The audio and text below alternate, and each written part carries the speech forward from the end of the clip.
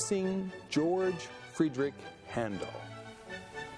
George Friedrich Handel was a towering figure in the Baroque era, both musically and physically. People called him the Great Bear because of his large frame and the way he lumbered along the narrow streets of 18th century London. At a single meal, he could polish off an entire table laden with his favorite foods. He had a booming voice laced with a thick German accent. He did not suffer fools or temperamental singers gladly. It is said that Handel once dangled an opera singer out of an upper-story window just because she refused to sing an aria the way he wanted it sung. She found out the hard way that this was one composer you had better handle with care. He was an international figure whose career took him far from his native Germany. The years he spent in Italy allowed him to perfect his skills, particularly when it came to writing concertos and especially operas. Eventually, Handel moved to London, England, where opera seria was all the rage. It was a style of Italian opera based on grand mythological themes.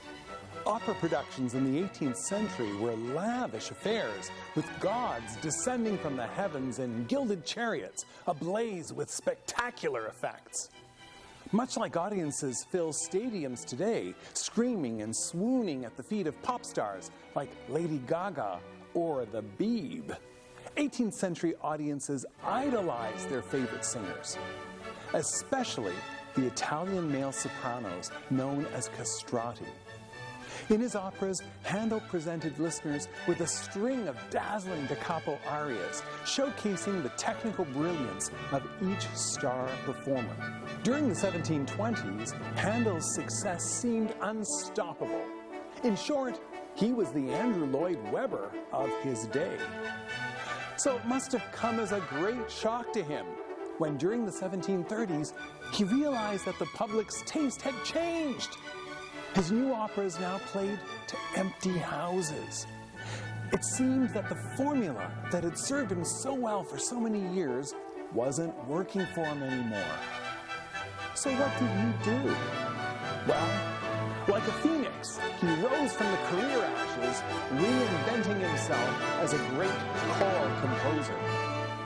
He created the English oratorio, a large-scale choral work that had all of the musical drama of opera without the exorbitant cost of sets, costumes, and the enormous salaries demanded by superstar singers. In his final years, Handel's fame and reputation grew. He lived his professional life on the stages of Europe, but kept his private life to himself. In 1759, the final curtain came down. With due ceremony, the Great Bear was laid to rest in London's Westminster Abbey.